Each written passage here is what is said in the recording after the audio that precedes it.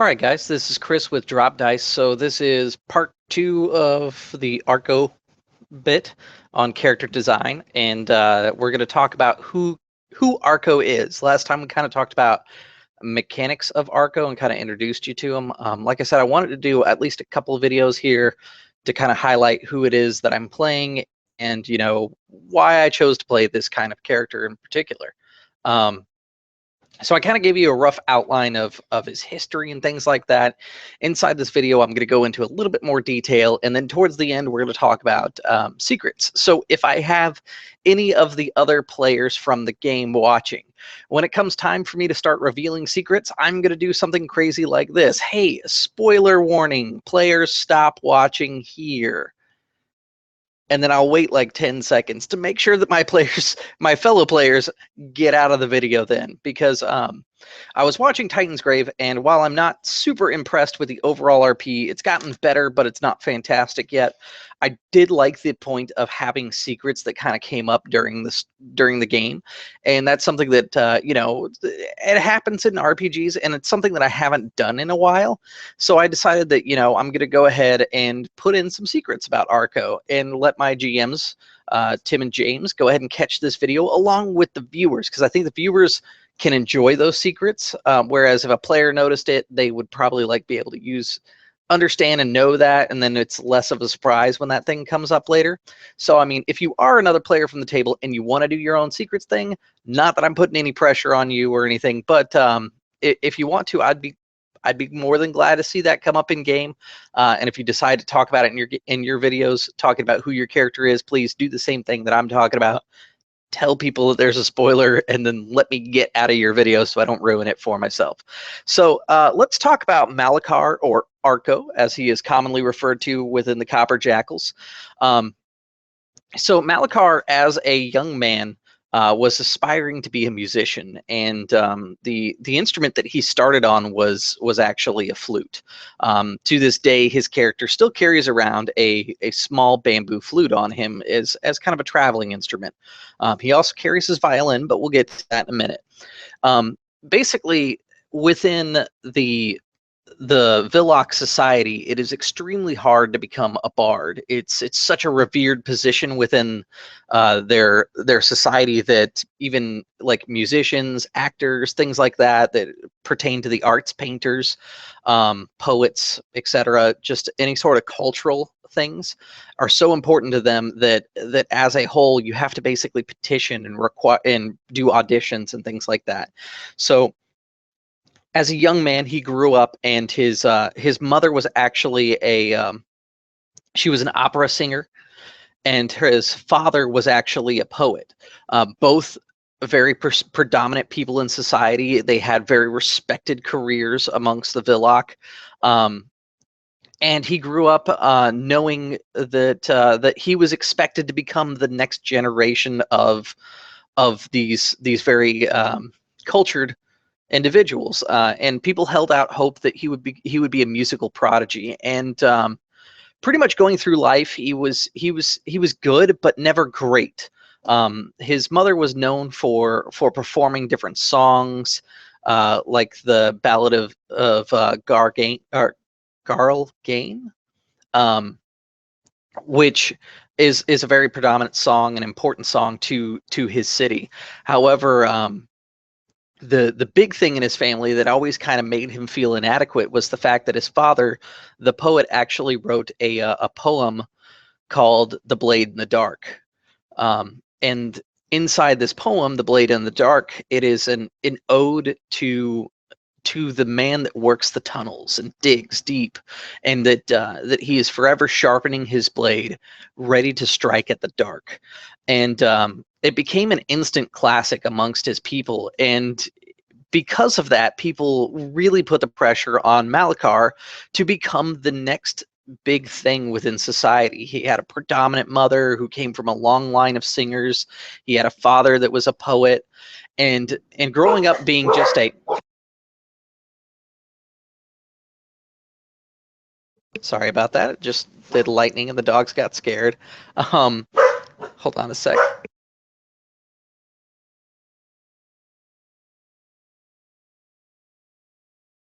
So growing up in the society where he was expected to be the next big thing, he always felt pressure, he's just was never really super strong about having all of this pressure around. And with his parents being as predominant as they were, it's kind of like a rich kid whose parents are always gone. Like his mother was always performing, and his father was always searching for the next bit of inspiration. So a lot of the times, even when his father was home, he never really spent time with his parents, and so he always had them around, but they were never really there for him. So he always wanted love, which we'll come back to a little bit later. Um, so as he was studying and trying to become this great musician, um, he applied for different colleges around the city to because there are multiple music colleges and things like that. And he was basically kind of told that he just always fell short. And it's partially because people expected so much from him because of his legacy. Had he not come from the household he was from, perhaps he would have been accepted into these schools, or at least that's what Malakar thinks, is that had he not been from his household, that he could have gotten into those schools because he knows that he did better than the other kids that were applying for schools and stuff. And after time, he kind of became a little jaded about the whole thing, and for a while he gave up music entirely and he turned to the mines. While he was in the mines, he met another person, Damel, who Damel actually eventually left the mines to explore and become a scholar of his own. He's one of the few tieflings that really had a source of like religious beliefs. And Damel is kind of important because he actually relates to my Tomeheart character, D4ML, who's also called Damel because he is the creator of my Tomeheart. So I'm just kind of wrapping my characters together to have kind of this rounded out concept of how things kind of came about. But as a young man, Malakar is working in the mines and meets Damel. Damel plays a fiddle, and not exceptionally well, but uh, kind of like bluegrass, if you would. Whereas like going to the orchestra is more classical music and things like that. So it's not that it's like he's bad at it. It's just that he practices a different style of music that wasn't necessarily accepted. And so Malakar kind of became interested in the violin, or the fiddle, as it was referred to as by Damel. Because of the bluegrass style of music that was played in the mines. And during his years there, Malakar eventually decided that he was going to kind of seclude himself a little bit, and that he figured he needed to see who he was. And so he went down into the mines by himself and he dug alone for about 3 years. And what he discovered while he was there was something completely unnatural. In his city, there was a belief that that you could take a small box and place your wishes in it, and that you should carry it with you when you go through the mines because it will protect you from the dark. Malakar was never one that believed in a lot of the traditions and folklore and things like that, and superstitions, if you would, of his people. So he never brought the box of hopes with him. And Malakar kind of blames his situation on the fact that he was foolish and young and didn't listen to his elders. When he was down there, he came across a small tattered book with crazy writing inside of it. And once he opened it up, he started looking at it and he couldn't understand it, but he couldn't put it down. He couldn't throw it out. And he would work the mines, and then he would go back to his book, and then he would work the mines and he would go back to his book, always practicing his fiddle and trying to figure out what the book was about, because it was math and music inside there. It wasn't really words. And slowly his brain started to kind of make sense of it, and he got more proficient with the fiddle. And he had this desire to be loved so much, because inside his society, you were either, for you to be accepted and for the society to find value in you, you were either a warrior or you were a poet or an artist of some type, and he was just neither. And so he always had this dream of becoming his own man, becoming his own artist, having his own family, because he was never really skilled at combat. And during his time in the mines, he knew of a woman back home that he had fell in love with. and it kind of pushed him to try and evolve and become more as an artist. And during that process, along with figuring out this book, he was eventually greeted in his dreams by some sort of being that he doesn't really understand or can even identify. The being told him that he could help him to become this great musician, to use it as a tool to find the love that Malachar wanted so badly. Malachar, of course, in his young state, decided that it would be a good idea to listen to this being without knowing who or what it was. And when he came back and was awakened, or awoke, I should say, the tattered book that he had became whole again, and his fiddle was actually, which used to be worn and have like finger marks from where it had been handed down from other miners to other miners. It always looked gritty, it was clean, and it looked polished and refined and new. The thing that is most peculiar is the knobs, his tuning knobs. They actually kind of look like these almost kind of winding structures. He hasn't quite figured out what to describe them at, but but me as a player, I'm kind of telling you that they look almost like these kind of branches coming off, almost tentacle like, because his pact is with a great old one. That's what the tuning knobs on it look like. The part of the violin where it's hollow and the S shape that's normally there, like you can see inside here, it has an unnatural curve to it. The weight of the violin is actually much heavier than you would expect. And Malachar views the weight of this violin like a physical manifestation of his pact that he has made. It's got a weight to it, and he knows that there's going to be a cost one day, and he's just not sure what it is, because this being offered him everything that he wanted but didn't tell him what it would cost him. So in a way, Malachar is the guy who went to the crossroads and sold his soul for the golden fiddle. That's kind of where I got the concept for him. Arco returned home and was immediately accepted into an art college. In fact, the prestigious, the most prestigious school inside the city, which I'll come up with names for some of this stuff, like the city and the college. I just kind of want to get this out here for you guys because I'm super excited about it. But so he was accepted to this prestigious musical college, and he attended there and was about to be, once you have gone through the college, you pretty much become a professor and you teach others. He was actually going to be accepted as a professor for that college rather than going to a different college and teaching, which is kind of the norm, or possibly like teaching for a noble's son or daughter, like Malachar had when he was growing up. However, it kind of came out, a bitter rival of his discovered the book that Malachar always kept with him, his music theory book, as Malachar refers to it. It's actually his Book of Shadows, or his book that he got with his tome pact. And he's always kept it on him, and he always writes things inside of it. And his rival actually caught him and figured out what it was, and kind of basically let everyone know and put his information out there for everyone to know.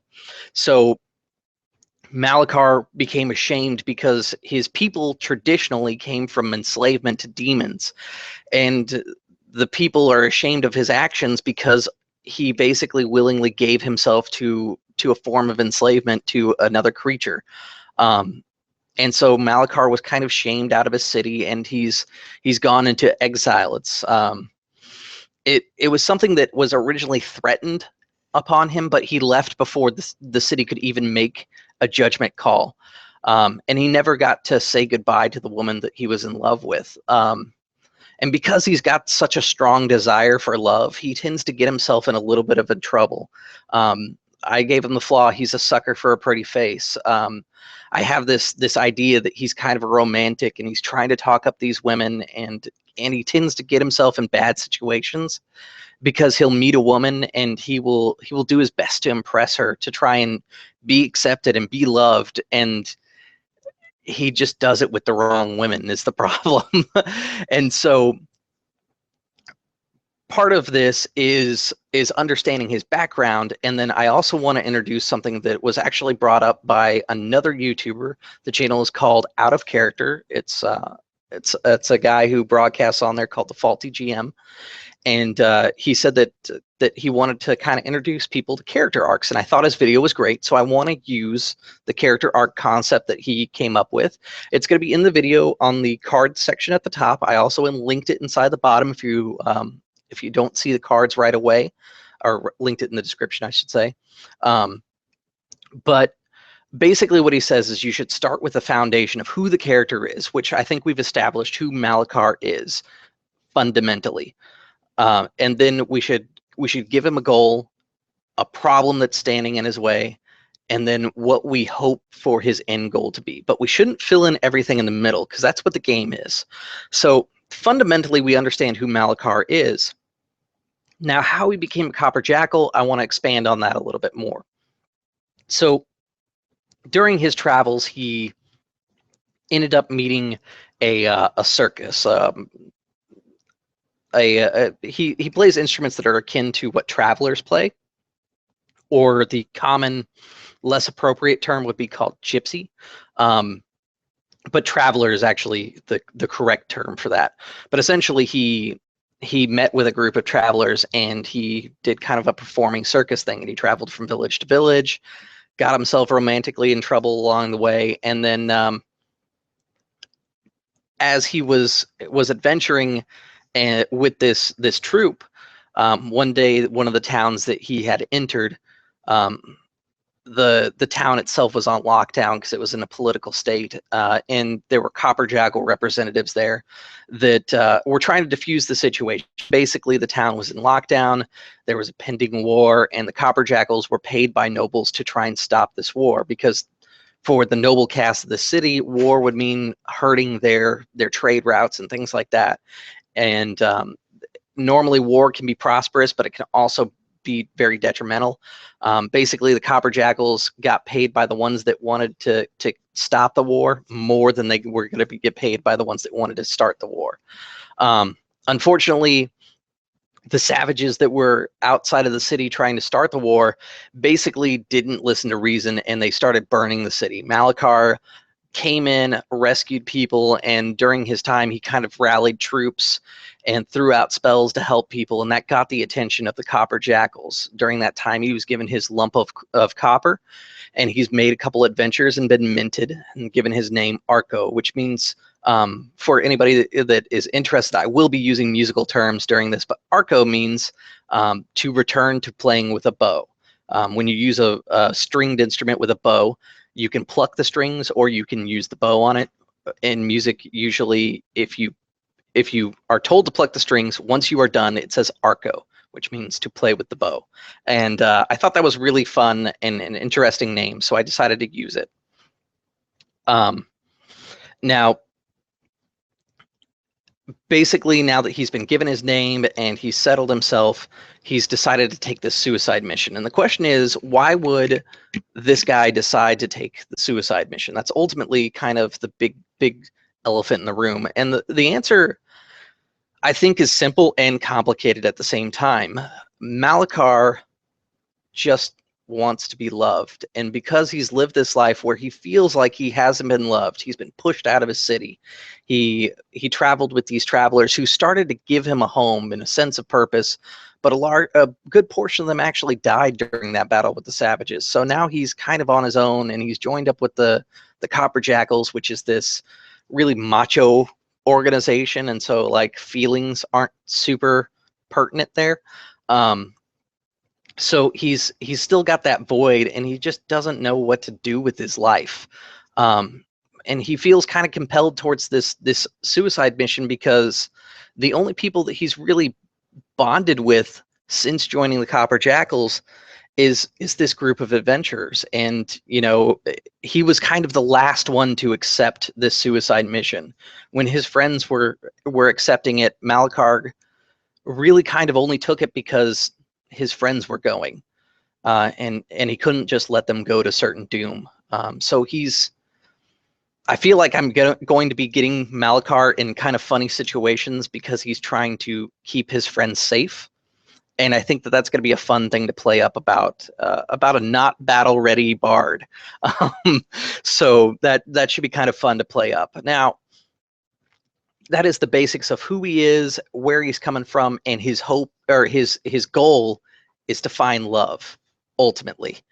And if you follow that video that I told you about, and I linked inside the description here and on the card and everything, basically he's got his origin, his goal is set. Now we need to figure out where he's going and if he's going to accomplish that goal and how.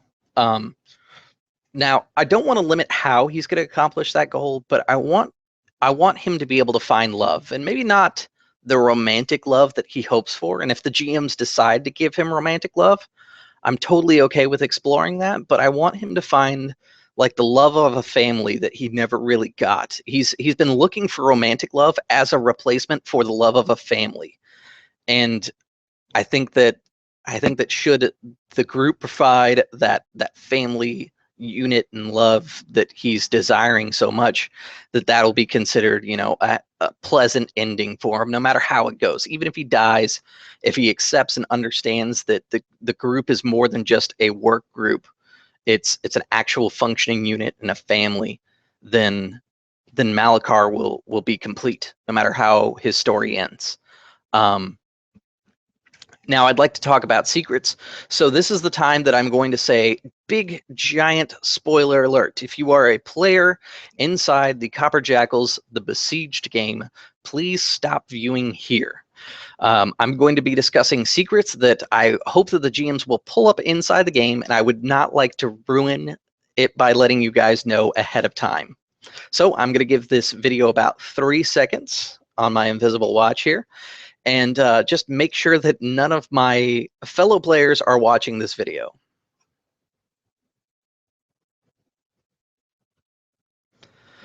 All right, so hopefully they've already left and don't want to ruin this for them. For the GMs and the viewers that are watching, I decided that I wanted to have Arco to have some secrets that could be played up inside the game. And one of these secrets is the town that he left, his city. They actually weren't going to ban him or exile him. He actually left before they passed judgment, and he's never returned home. So he's in this self-imposed exile that nobody else is holding him to. He's actually just punishing himself. And he's been kind of made aware of it, but he always tunes it out, and he's like, no, I'm exiled. And I think it'd be funny if maybe that came up inside the game. The other secret that I wanted to include inside here is there was never actually a woman that he loved in town.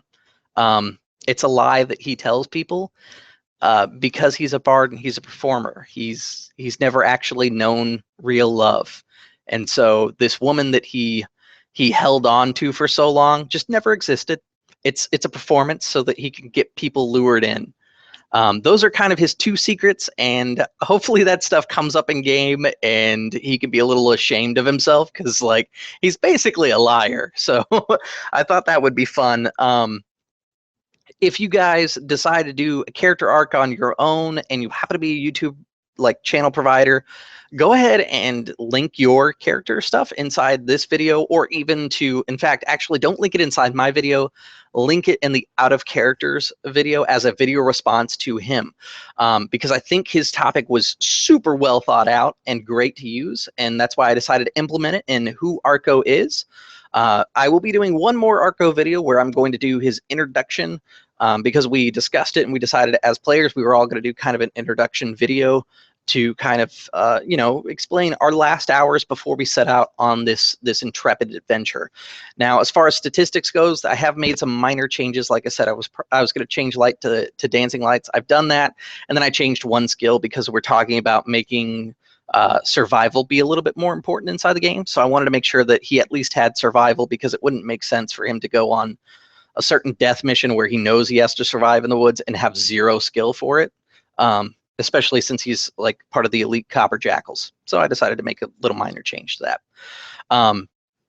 But I'm having a lot of fun with this character, and every video that I've made so far has added depth. And I've been thinking about him, and he's been brewing in my brain as I'm going to class, making like the cultures and things like that to look underneath the microscope. At the same time, I'm thinking, well, Arco's got a violin. Where did the violin come from? He's got this pact. Let me do something cool with that. And it's super exciting when you can do that with characters, and you're like, oh man, I want to put the time into this character because I'm super excited to go play this character. So that's who Arco is, and next time we'll do a little introduction in character, and hopefully I will work out my accent. I think I've decided on one, and it's probably going to be pretty bad, and if you guys think it's so terrible that I should stop, please let me know. I am not ashamed in the fact that my voiceovers are pretty bad. I don't want it to be distracting for you as a viewer if you don't like it. So please let me know if I get a general consensus that my accenting is super bad. Let me know. I have received compliments on my ghetto gangster squirrel man, which I may do for a video just for the fun of it one of these days. But that's probably the extent of any sort of compliments I've ever received on an accent. Just as a heads up for you guys. All right, thanks for tuning in. As always, please like, comment, subscribe, share. Check out of Character. Again, like, comment, subscribe, and share his video. Do a character arc. Let us see it on your channel. Share it with him. Say, hey, I saw this video from Drop Dice. I got really excited by your concept, and here's what I've got. He's doing some great stuff, and I really want to toss some subscribers his way, so check him out. As always, guys, I will see you at the gaming table, and thank you for tuning in.